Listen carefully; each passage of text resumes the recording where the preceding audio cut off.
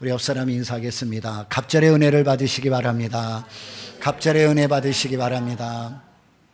네, 사도행전 강해 46번째 시간, 내 기준으로 다른 사람에게 짐을 지우지 마십시오 라는 제목으로 말씀을 증거하겠습니다.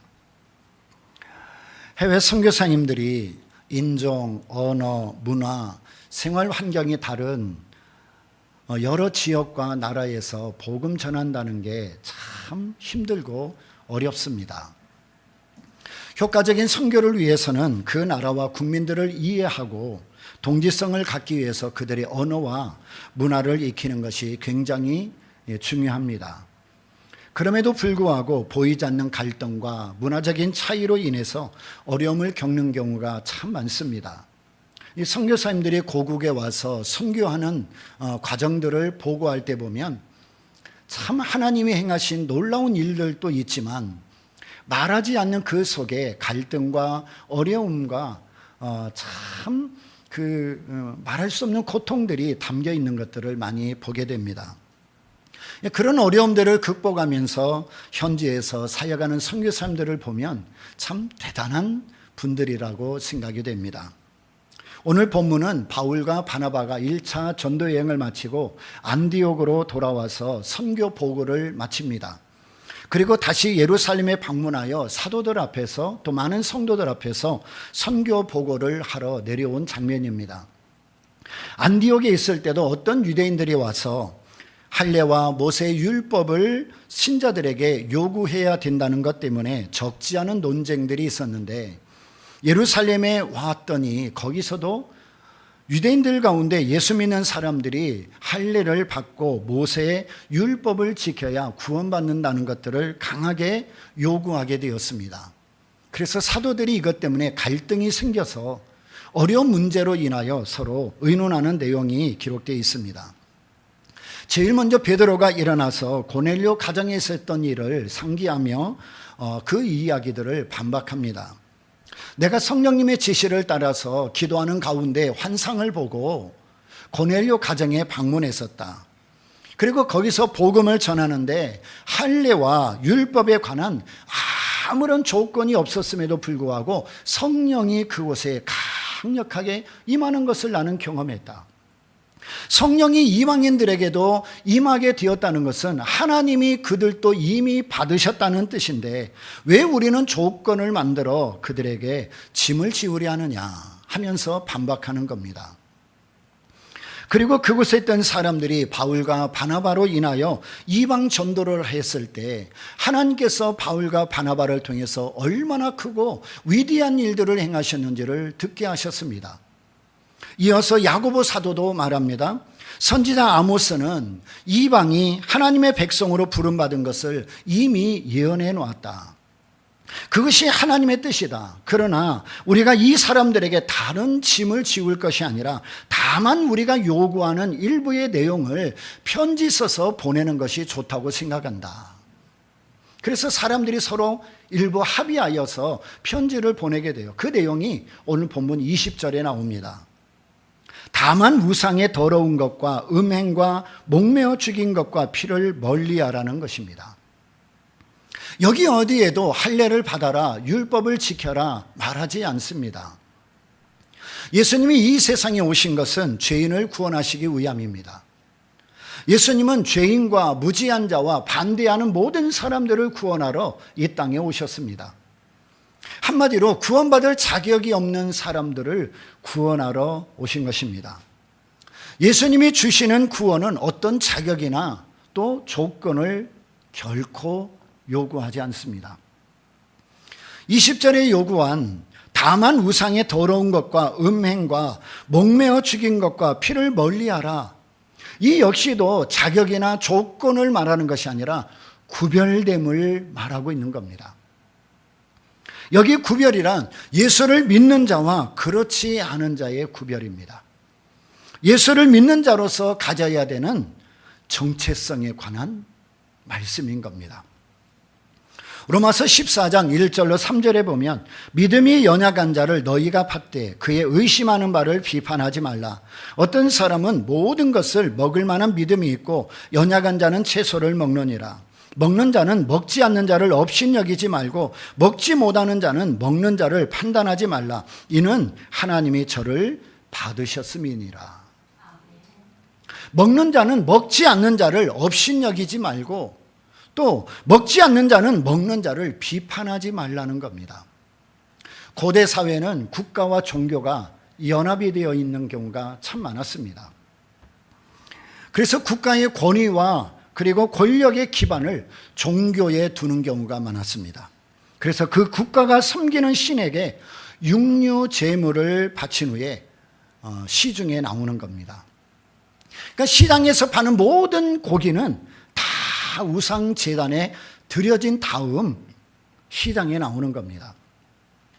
요즘처럼 순전히 식용을 위해서 도살하고 정육점으로 나오는 것이 아니라 국가가 섬기는 신에게, 즉 우상에게 제물로 바치고 시중에 나오는 겁니다. 이 다니엘에 보면은 포로 시절에 다니엘과 세 친구는 우리는 결코 고기를 먹지 않겠습니다 했던 것은 바로 이런 배경 속에서 우리는 우상을 숭배하지 않겠습니다, 그런 뜻으로 말한 겁니다. 왜? 모든 고기는 다 우상에게 드려진 다음 시중에 나오니까 시중에서 우리가 고기를 사는 것은 다 우상에게 이미 제물로 바쳐진 다음 내가 구입하여 먹게 되는 과정인 겁니다. 그런데 초대교회 당시 로마에서도 동일하게 국가의 신들에게 제사를 지내고 그것이 시중에 나왔는데 이 다니엘과 구약에서 이해했던 것과는 조금 다른 의미입니다. 우상은 원래 없는 것이다. 우상은 사람이 상상한 것이지 실제로 있는 것이 아니다. 실제로 존재하지 않는 신, 거짓된 신에게 바쳐진 것은 무효다. 그러니까 시장에 나온 고기는 먹어도 된다, 그렇게 해석이 된 겁니다. 초대교회 당시만 해도 구약의 모든 배경이 연장되어서 국가의 신에게 그리고 우상의 모든 신전에게 드려진 고기가 시중에 나와서 팔려나가서 어찌 보면 그 고기를 먹게 되면 다 우상 제단에 드려진 제물을 먹는 사람이 되는 거고 우상 숭배에 함께하는 그런 모습이 되어진 겁니다. 근데 신약에 넘어오면서는 아니 그 우상은 절대 생명도 없고 능력도 없고 거짓된 신인데 거기에 드려진 제물이라고 뭐가 다른 거냐, 그러니까 아무 신경 쓰지 말고 먹어도 된다, 그렇게 해석이 바뀌었습니다. 바울 역시도 시장에서 파는 고기는 묻지 말고 사서 먹어도 된다. 그러나 믿음이 연약한 자가 시장에서 고기를 사 먹는 것을 보고 시험 들거나 실족하게 된다면 먹지 말아라 라고 권면합니다. 그러면서 바울은 나는 자유롭게 얼마든지 고기를 먹을 수 있는 사람이다. 그렇지만 내가 고기를 사 먹는 모습을 보면서 믿음이 연약한 자가 한 사람이라도 바울도 우상 제물에 참여하네? 바울도 우상 숭배하네? 아니 저 고기를 먹는 것은 우상 숭배잖아. 그러면서 오해를 하여 시험 들게 되는 사람이 한 명이라도 나온다면 나는 평생 고기를 먹지 않겠다라고까지 이야기했습니다. 고기를 먹으면 우상 숭배이고 고기를 먹지 않으면 하나님을 잘 믿는 것으로 오해하지 말라는 겁니다. 중요한 것은 고기를 먹느냐 안 먹느냐가 아니라 믿음이 약한 자를 배려하느냐 그렇지 않느냐 하는 것입니다. 믿음에도 분명 실력 차이가 있습니다. 믿음에도 분명 분량이 다른 게 있습니다. 어떤 분은 믿음이 큰 분이 있고 어떤 분은 믿음이 작을 수 있잖아요. 오래되신 분들은 그만큼 믿음이 있을 테고 이제 곧 믿기 시작한 분들은 믿음이 작을 수도 있는 것입니다. 믿음에도 분명 실력 차이가 있지만 내가 아무리 좋은 뜻에서 믿음으로 행한다 할지라도 그것이 다른 사람의 믿음에 오해를 주거나 실족하게 한다면 절제를 하는 것이 좋다, 그런 겁니다. 여러분, 우상은 아무것도 아닙니다. 사람이 불안하니까 뭔가 의지하고 싶어서 만든 것일 뿐입니다. 여러분, 우리는 하나님께 속한 자입니다. 우리가 믿고 의지할 분은 오직 하나님 한 분뿐이십니다. 내가 어떤 일이든 믿음으로 할 수 있지만 때로는 내 주위에 있는 사람 가운데 믿음이 약한 자가 내가 믿음으로 하는 것 때문에 실족한다면 절제하는 것도 지혜라는 겁니다. 사람 눈치 보라는 게 아니에요. 하나님이 감동 주시면 믿음으로 순종하고 부지런히 행하십시오. 그러나 지혜롭게 하라는 겁니다. 한국교회는 복음이 전해진 초창기부터 지금까지 예수 믿는 사람들에게 강력하게 요구되는 한 가지 기준이 있습니다. 뭘까요? 주일 성수와 11조죠. 이 주일 성수와 11조는 한국 문화와 신앙 수준에서 성도들이 하나님께 표현할 수 있는 최고의 믿음의 표현입니다. 그리고 예수 믿고 구원받은 사람이라는 구별된 표시이자 신앙 고백입니다. 그런데 언젠가부터 이 주일 성수와 11조가 율법처럼 요구되기 시작했고 주일 성수와 11조 드리지 않는 사람은 믿음이 없는 사람으로 취급하기를 시작했습니다. 우리가 구원은 예수님을 믿는 믿음으로만 받듯이 주일 성수와 11조 역시 믿음으로 드리는 것이고 감사함으로 드리는 신앙 고백입니다. 절대로 율법이 아닙니다. 주일 성수 안 하고 11조 안 한다고 지옥 가지 않습니다. 그렇다고 주일 성수와 11조를 안 해도 된다는 뜻이 아닙니다. 내가 정말 예수님을 통해 죄를 용서받았고 구원받은 것이 확실하다면 억지로가 아니라 할 수 없이가 아니라 감사함으로 드려야 된다는 거예요. 율법의 조건이나 자격도 아니고 그거 안 하면, 그거 안 드리면 지옥 가기 때문도 아니라 나를 구원해 주시고 나를 용서해 주시고 나를 자녀 삼아 주시고 내게 영원한 생명과 천국을 주신 그 하나님 앞에 감사함으로 드려야 되는 것이 바로 이 주일 성수와 11조에 대한 태도인 겁니다. 율법이 아니라 신앙 고백으로 드려야 합니다. 선택이 아니라 책임감으로 드려야 되는 겁니다. 만약 예수 믿는 사람이 주일에 예배드리지 않고 자기 마음대로 살거나 하나님이 주신 물질을 구별하지 않고 자기 마음대로 사용한다면 그 사람이 어떻게 예수 믿고 구원받은 사람이라고 말할 수 있겠습니까? 주일에 시간을 구별하여 하나님께 예배드리는 것은 내가 그리스도인이라는 정체성입니다. 내가 얻은 물질 가운데 11조를 구별하여 하나님께 드리는 것은 그 모든 소유와 물질이 하나님의 것임을 인정하는 것이고 내 인생의 주인이 하나님이라는 고백인 겁니다. 이 구별됨과 고백이 없다면 어떻게 그가 그리스도인이라고 말할 수 있겠습니까? 중요한 것은 어떤 일이든지 내 기준으로 다른 사람을 판단하거나 평가하지 말라는 겁니다. 하나님은 여러분을 책임져 주십니다. 하나님은 여러분의 모든 필요를 아십니다. 하나님은 여러분에게 있어야 할 모든 축복이 뭔지를 아십니다. 그러니까 때를 따라 도우시는 그 하나님을 인정하고 신뢰할 수 있어야 돼요. 지금은 가난해도, 지금은 아파도, 지금은 길이 안 열려도 하나님이 때가 되면 나를 도우시고 내 길을 여시고 내 인생을 책임져 주실 하나님이라는 것을 결코 의심해서는 안 되는 겁니다. 중요한 것은 어떤 일이든지 내 기준으로 다른 사람을 절대로 판단하거나 평가하면 안 돼요. 그것은 내 기준이지 그게 하나님의 기준은 아닌 겁니다. 내 믿음으로 볼 때 저 사람 믿음 없어. 저 사람은 아직도 예수를 안 믿는 거야. 그걸 어떻게 우리가 알겠어? 그 사람의 마음과 그 사람의 생각과 그 사람의 삶의 모든 24시간을 우리가 보지 않고 어떻게 함부로 판단할 수 있겠습니까?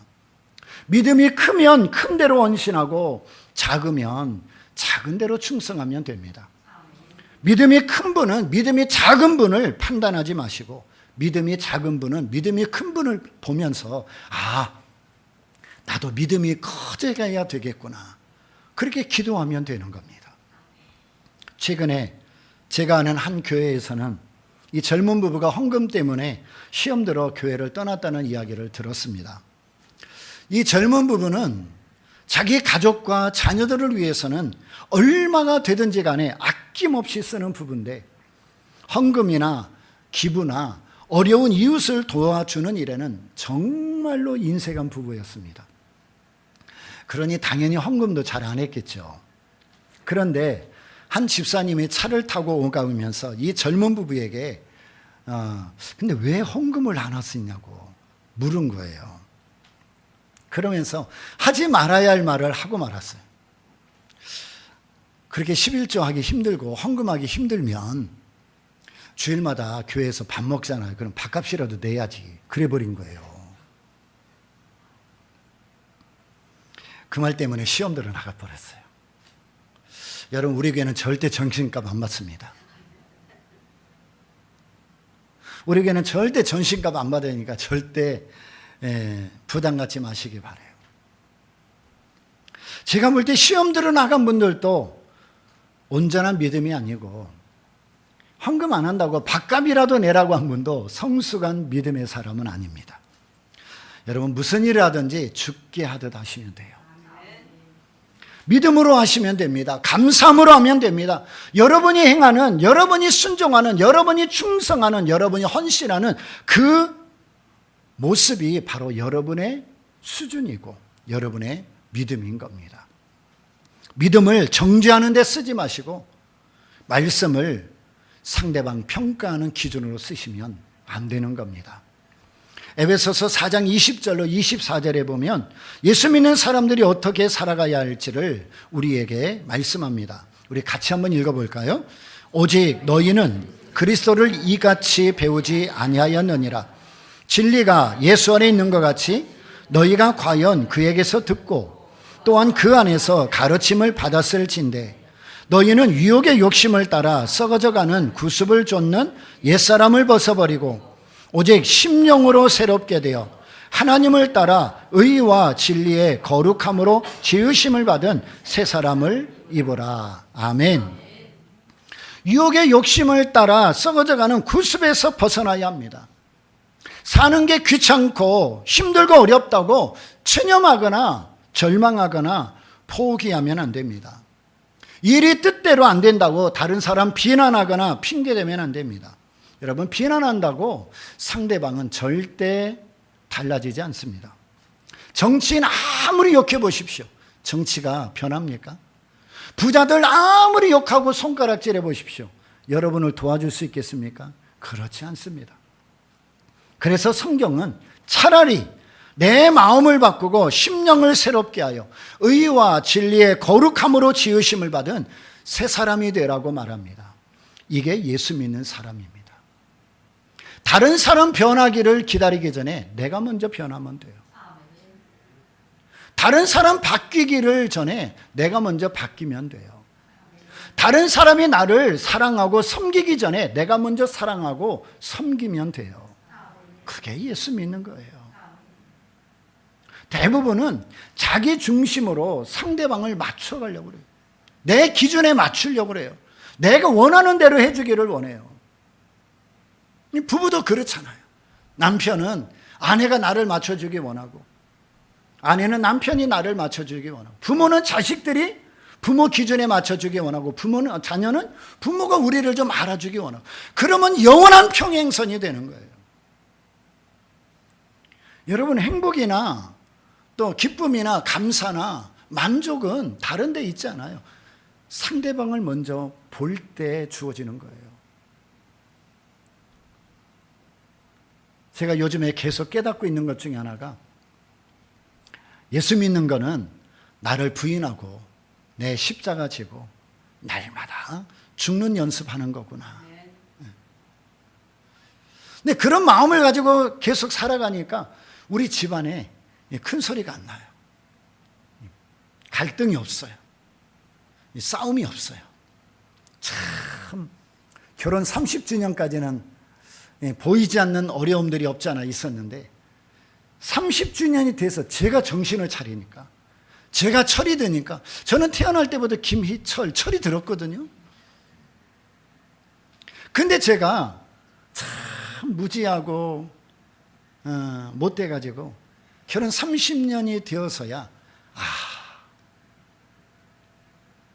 남편이 어떻게 해야 되겠다, 아버지가 어떻게 해야 되겠다, 그거를 조금씩 깨닫는 거예요. 그 예전에 어떤 연세 많으신 목사님이 그런 얘기 하시더라고요. 여러분이 정말 철들려면 몇 살이나 되어야 철들 것 같습니까? 물어보더라고요. 근데 많은 사람들이 그래도 뭐 어른이 되면, 결혼하면, 자녀를 낳으면 철들지 않아요? 근데 그 목사님은 적어도 60년은 살아봐야 철이 듭니다, 그러더라고.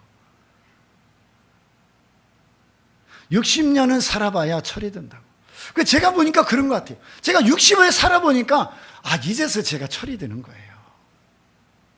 그래서 가정에서도 더 잘해보려고 그러고, 아내한테도 더 잘해보려고 그러고, 우리 아이들한테도 더 잘해보려고 그러고, 그리고 우리 교회 성도들과 자녀들, 그리고 가족들에게도 더 마음이 막 쏟아지는 거예요.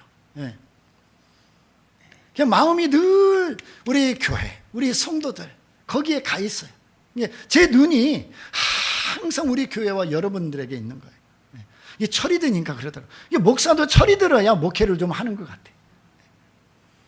조금 있으면 은퇴해야 되는데 이제 은퇴 앞두고 이제 철 들었으니 어쩌면 좋냐고. 여러분, 다른 사람 바뀌기 전에 내가 먼저 바뀌어야 돼요. 다른 사람을 내 기준에 맞추기 전에 내가 먼저 맞춰줘야 돼요. 그러면 평안해집니다. 그러면 다른 사람 이런저런 얘기할 필요가 없는 거예요. 에베소서 5장 15절로 18절에 보니까 우리 다시 한번 같이 읽겠습니다.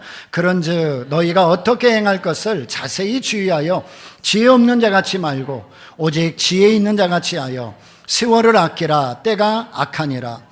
그러므로 어리석은 자가 되지 말고 오직 주의 뜻이 무엇인가 이해하라. 술 취하지 말라. 이는 방탕한 것이니 오직 성령의 충만을 받으라. 아멘. 어떻게 사는 것이 하나님의 뜻인지 지혜를 구해야 합니다. 세상에 속한 것과 하나님께 속한 것이 뭐가 다른지를 분별할 수 있어야 합니다. 어리석은 자가 되지 말고 의심하고 변명하고 체념하고 힘들고 어렵다고 도망치면 안 돼요. 술 취하듯 세상에 취하여 인생을 막 살지 말고 성령 충만하여 성령의 인도를 따라 살라 하는 것입니다. 여러분, 술 취한 건 방탕한 것입니다. 성경에 보면 방탕하다 하는 단어는 낭비하다는 뜻입니다. 탕자의 비유에 보면 물질을 낭비하고 인생을 낭비하고 시간을 낭비하고 신분을 낭비하고 기회를 낭비해요. 그 낭비하는 것을 방탕하다라고 말하는 겁니다. 술을 먹는 사람들 보면은 그런 얘기하죠. 나 어젯밤 필름 끊겼어. 술 먹고 필름은 끊겼지만 분명 어떻게 해요? 시간은 흘러가 버렸어요. 내가 필름이 끊겨서 시간이 흘러간 그 시간에 세상의 역사도 바뀌고 인생의 역사도 바뀌고 어마어마한 일들이 일어나고 있는 거예요. 근데 나는 그 술에 취하여 필름이 끊겨 아무것도 없는 거예요. 그거를 바로 낭비라고 그러고 방탕이라고 하는 겁니다. 성경은 그렇게 살지 말아라. 반대로 성령 충만은 뭘까요? 깨어있는 것, 분별하는 것, 그런 뜻입니다. 이 방탕하다는 것은 낭비하다는 뜻이고 성령 충만은 깨어있다, 분별하다, 그런 뜻이에요. 오늘 본문 15절 16절을 다시 보면 그런즉 너희가 어떻게 행할 것을 자세히 주의하여 지혜 없는 자같이 말고 오직 지혜 있는 자같이 하여 세월을 아끼라. 때가 악하니라. 매 순간을 없는 것처럼 살지 말고 있는 것처럼 살라는 거예요. 하루하루를 낭비하지 말고 의미 있게 살라는 겁니다. 매일 매 순간 나 좋으면 된다는 식으로 살지 말고 하나님을 인정하고 하나님의 뜻을 따라 살아가려는 것입니다. 그것이 그리스도인에게 주어진 구별됨이고 우리에게 요구하시는 책임입니다. 물론 이렇게 24시간 다 산다는 것이 어렵습니다. 그렇기 때문에 이 말씀은 하나 더 깊은 의미를 주어요. 내가 술을 먹었냐 안 먹었냐가 아니고 하나님이 우리에게 지혜롭게 분별하며 살라고 말씀하시는 것을 우리가 아느냐 모르느냐를 의미하는 겁니다. 이 말씀은 이건 얼마나 했느냐가 아니라 이 사실을 알고 있느냐를 묻고 있는 거예요. 이 사실을 알고 있느냐, 이 사실을 알고 있느냐, 그거를 우리에게 질문하고 있는 거예요. 우리가 세상에서 신앙생활하며 24시간 거룩하게 정결하게 완전히 하나님의 뜻대로 말씀대로 살아갈 수 있습니까? 그런 사람 몇 없어요. 그러나 하나님의 뜻을, 하나님이 기뻐하는 일을, 지혜로운 일을, 하나님께 속한 일을 알고 있느냐 모르고 있느냐가 문제인 거예요. 알고 사느냐 모르고 사느냐는 굉장한 차이가 있어요. 하지만 예수를 믿으면 다 알고 있어야 된다는 게 성경의 요구입니다. 예수를 믿느냐? 그러면 하나님의 뜻이 무엇인지 알고 있어야지. 예수를 믿느냐? 그러면 거룩하게 사는 것을 알고 있어야지. 예수를 믿느냐? 그럼 믿음으로 사는 거 알고 있어야지. 알고 사느냐 모르고 사느냐, 이 굉장히 중요한 이 갭 속에서 우리가 지금 방황하고 살아가고 있는 거예요. 내가 지금 무슨 싸움을 하고 있는지, 내가 어떤 역할을 위하여 하나님이 나를 이 세상에 보냈는지를 늘 알고 살아라, 그 말입니다. 자, 갈라디아서 5장 16절로 21절에 좀 기니까 제가 읽겠습니다. 내가 이르노니 너희는 성령을 좇아 행하라. 그리하면 육체의 욕심을 이루지 아니하리라. 육체의 소욕은 성령을 거스리고 성령의 소욕은 육체를 거스리나니 이 둘이 서로 대적함으로 너희의 원하는 것을 하지 못하게 하려 함이니라. 너희가 만일 성령이 인도하시는 바가 되면 율법 아래 있지 아니하리라. 육체의 일은 현저하니 곧 음행과 더러운 것과 호색과 우상숭배와 술수와 원수를 맺는 것과 분쟁과 시기와 분냄과 당짓는 것과 불리함과 이단과 투기와 술취함과 방탕함과 또 그와 같은 것들이라. 전에 너희에게 경계한 것 같이 경계하노니 이런 일을 하는 자들은 하나님의 나라를 유업으로 받지 못할 것이요. 그랬어요. 여기 다 나오죠. 방탕한 것 나오고 우상숭배 나오고 음행하는 것 나오고 자기 마음대로 사는 사람, 육체를 따라 사는 사람의 모습이 그대로 다 기록되어 있습니다. 마음에 하나님이 없고 예수를 믿지 않는 사람들은 아무리 거룩하고 법 없이 사는 사람들 같아도 그 마음 깊은 곳에 살펴보면 부인할 수 없는 이런 육체의 열매들이 다 가득 쌓여 있는 거예요. 아이고, 저 사람 진짜 법 없이도 살아. 예수 믿지 않는 사람들 마음에는 남에게 보이지 않을 뿐이지 다 이런 육체의 현저한 일에 빠져 있는 모습들을 다 갖고 있는 거예요. 그러나 반면에 성령을 따라 사는 사람들은 어떻습니까? 갈라디아서 5장 22, 23절 우리 같이 한번 읽겠습니다. 오직 성령의 열매는 사랑과 희락과 화평과 오래 참음과 자비와 양성과 충성과 온유와 절제니 이 같은 것을 금지할 법이 없느니라. 성령이 우리 안에 들어오셔서 우리를 장악하시고 우리를 지배하시고 우리를 통치하시면 이렇게 안 살래야 안 살 수 없다, 그렇게 말하는 거예요.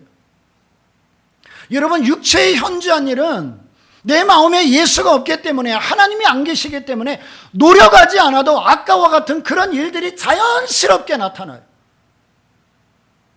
예수 믿지 않는 사람들에게는 노력하지 않아도, 힘쓰지 않아도, 배우지 않아도 그런 옳지 않은 모습들이 그냥 열매 맺는 거예요. 그런데 우리 안에 성령이 계시고 나를 지배하고 장악하시면 성령을 통하여서 내가 하지 않으려고 노력해도 성령께서 나를 성령의 사람으로 성령의 열매를 맺도록 우리를 이끌어 가시는 거예요.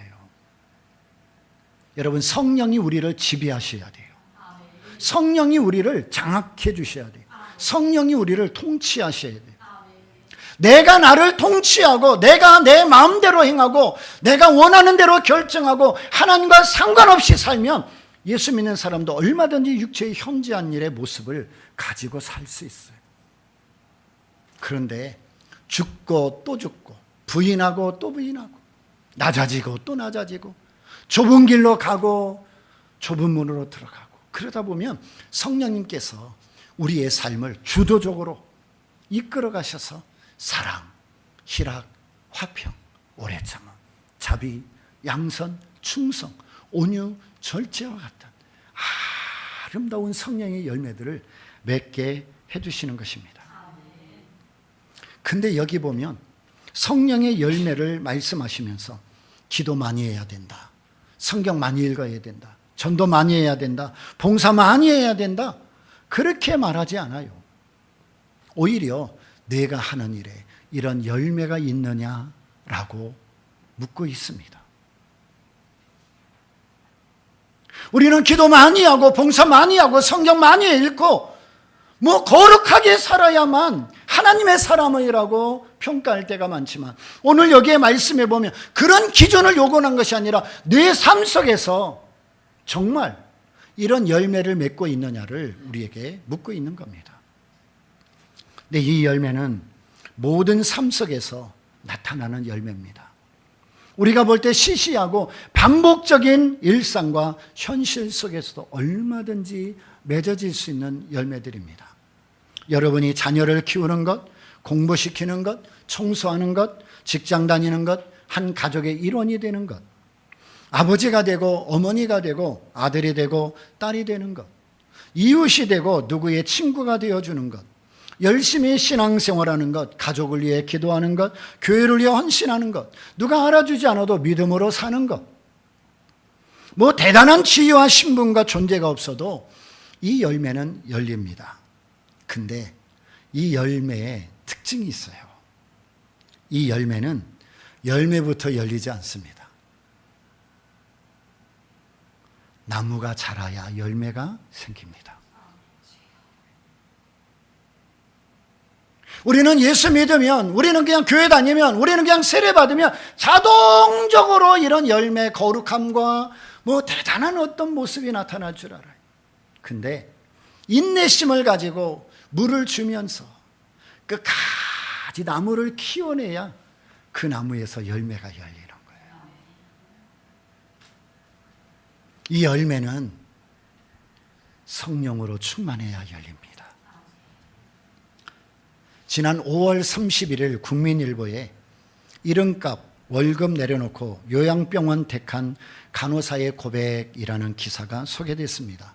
주인공은 사랑하는 게 사명이라고 말하는 간호사 유하은 자매입니다.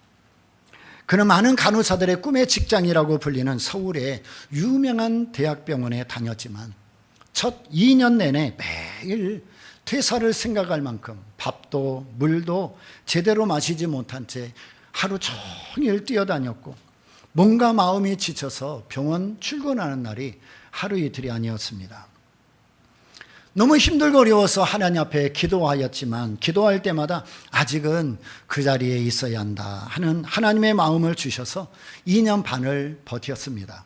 그러던 어느 날 새벽기도의 시간에 이제 너의 여정을 여기서 마무리해도 좋다 하는 하나님의 응답을 받았습니다.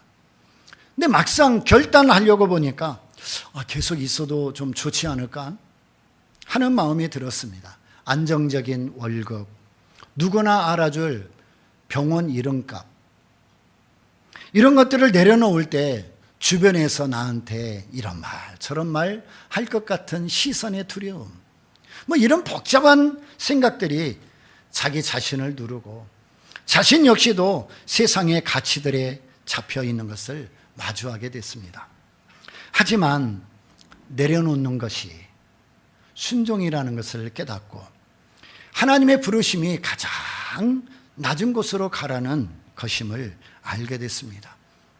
그때 주일 예배 말씀을 통해서 제자들의 발을 씻기신 예수님에 대한 메시지가 가슴 깊은 곳에 울림을 주었습니다. 때마침 요양병원 구인 광고가 유독 눈에 들어오기 시작했고 어르신들과 함께하는 시간이 자신에게 맞는 사역이라는 확신이 들었습니다. 그렇게 해서 지난해 10월부터 그는 요양병원 중환자실 간호실에서 새로운 길을 걷기 시작했습니다. 요양병원 중환자실은 환자들의 상태가 우중한 경우가 많으니까 생명과 죽음의 경계에서 하루하루 살아가는 어르신들을 마주하는 거예요. 근데 그런 모습을 보면서 조금이라도 친절하고 그리고 다정하게 말 한마디 건네주는 것이 내가 할 수 있는 최선이겠다 생각하고 겸손하게 순종하며 할머니들을 돌보았습니다. 그는 동료 간호사와 함께 손을 잡고 스케치북에 글을 써가며 사랑의 마음을 전했습니다. 그런 다가섬을 처음에 할머니들은 거절하고 필요 없다고 하다가 차츰차츰 그들의 마음이 전해졌는지 간호사님 사랑해요, 고마워요 그러면서 함께 눈물을 흘리기도 했습니다. 그런 사랑과 섬김으로 할머니들이 예수 믿고 천국 가겠다고 고백하는 이들이 많아지게 됐습니다. 뿐만 아니라 어떤 할머니는 참 다가가기 어려운 할머니도 있었어요. 그래서 그 할머니한테 할머니 저랑 같이 천국 가실래요? 그러면 대부분 어르신들이 조용히 고개를 끄덕이면서 복음을 받아들인대요. 그는 2023년 10월부터 CCC에서 훈련받던 대학 시절부터 꾸준히 써온 묵상을 정리해 인스타그램 하나님을 묵상한다는 뜻인 하묵에 올렸습니다. 근데 일상 속에서 때로는 지치고 무너진 청년들을 위한 위로의 편지로 유명해지면서 팔로워가 4만 8천 명이나 됐습니다. 이렇게 올려온 묵상 콘텐츠를 모아 최근에 하나님께 DM이 왔습니다 라는 제목의 책도 출간하게 됐습니다. 그는 주변에 사랑을 전하고 싶은 청년들에게 이런 말을 남겼습니다. 청년들이 어떤 자리에서 어떤 일을 하든지 하나님의 마음으로 진심을 담아 일한다면 그 안에 하나님의 사랑이 자연스럽게 흘러갈 겁니다. 그러면 사람들도 저 사람 뭔가 다른데? 라고 느껴지게 될 거예요. 성령에 이끌려 살아가는 한 사람의 작은 사람과 섬김은 수많은 사람들에게 위로와 격려가 되었고 많은 어르신들을 예수 믿고 구원받게 하는 축복의 통로가 되었습니다. 성령의 열매를 맺는다는 것은 남들이 알아주는 대단한 일이 아니어도 됩니다. 내게 주어진 삶의 현장, 삶의 영역에서 하나님의 부르심이 무엇인지 깨닫고 하나님의 사람으로 최선을 다해 살아가시면 됩니다. 그들에게 축복의 통로가 되어주고 복음을 전하는 기회를 만들면 됩니다. 그게 바로 성령의 사람이고 성령의 열매를 맺는 것입니다. 사랑하는 여러분, 다른 사람 신경 쓰지 말고 여러분이 아는 만큼, 여러분이 믿는 만큼 최선을 다해 살아가십시오. 특별하지 않아도 됩니다. 평범해도 괜찮습니다. 누가 알아주지 않아도 됩니다. 하나님이 여러분에게 허락하신 삶의 영역에서 그리스도인으로 살아가시면 됩니다. 그리스도의 향기가 되어주십시오. 갈등 있는 곳에 들어가 평화를 선포하십시오. 방황하는 사람들에게 나침판이 되어주십시오. 세월을 낭비하지 말고 아끼십시오. 시간과 물질을 지혜롭게 사용하시되 무엇보다 하나님이 기뻐하는 일에 사용하십시오. 성령의 충만함을 받으셔서 성령의 열매가 가득한 풍성한 생명의 삶을 살아가십시오. 남을 판단하기 전에 자기 자신을 돌아보고 연약한 지체들을 위해 기도하는 사람이 되십시오. 무슨 일이든지 죽게 하고 절제하며 거룩하며 그리고 정직한 삶을 살아가십시오. 언제 어디서든지 예수의 이름을 붙드십시오. 예수의 이름을 부르십시오. 그러면 여러분 안에 구원의 기쁨이 가득하게 될 것입니다. 여러분 안에 천국이 임하게 될 것입니다. 내 기준으로 다른 사람 함부로 판단하거나 짐을 지우지 마십시오. 그게 바로 예수 믿는 사람인 겁니다. 네, 기도하겠습니다. 하나님 아버지, 우리는 하나님의 자녀입니다.